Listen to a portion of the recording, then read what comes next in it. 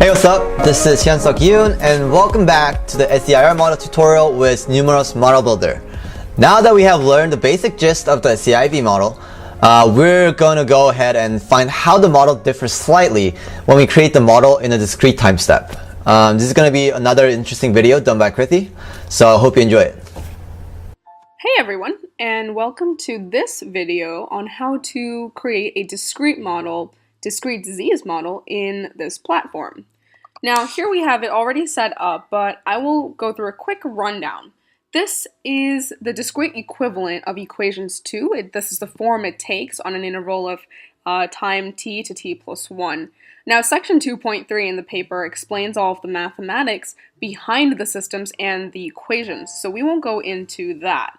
However, I will give a brief rundown to just say that discrete time models are represented by systems of different equations, and computationally they are more convenient than continuous models. However, that doesn't mean that one is better than the other, because in fact that is not true. Now, solutions to discrete models will be different from solutions to continuous because tau is constantly changing in a continuous model. Alright, now let's go to the one we've built here. So I built this. Let's take off the arrows so I'm not confusing you too much. But essentially we have susceptible individuals, those exposed to the pathogen, and then after a period of latency we find the infected individuals, and then the ones that have a long-term immunity. Now all of these different terms are essentially what you can think of as variables that I've created to be able to pull into all of these sequences. These are different states, and I'll explain that in a second as well. But I've pulled in these different terms within these state components to be able to calculate mathematically what's going on in a disease model.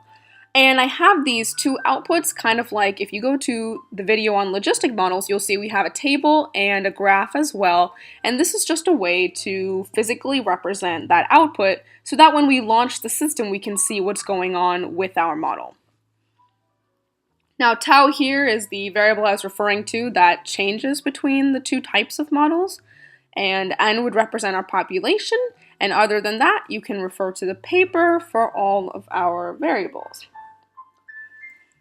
Now, I'm going to go ahead and launch the system. Yes, there is one thing I would like to mention. So if you watched the logistic model, you'll notice that these stalks were green. And the reason they were green, as I described, was because we were using a stock and flow system. Now, stock and flow is continuous. The value is being replaced each time. Sequence for a discrete model is not continuous, it's discrete. And therefore, there's a value that's being added on each time, but that doesn't replace the previous value. Alright, and everything else is the same as the stuff we've been talking about in previous videos, so if you're unsure about anything, please feel free to go back to one of those. Now our start and end time, we're going to say 0 to 100. I'll show you how to change that in a second. We have a discrete model, we have one layer, and I think we're good. So let's run the system and see what happens.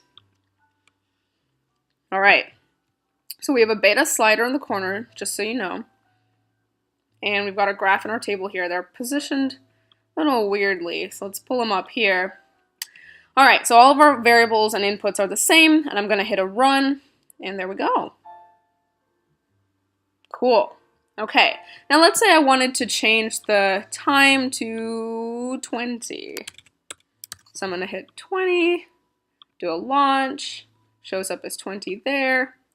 There we go. So now I just want to show you the differences between that time scale. So when we hit 20 years, we see that this incidence is increasing, but because we haven't had a big enough time frame, we can't necessarily see what happens on a longer scale. But essentially, here we go. This is our discrete model on this platform.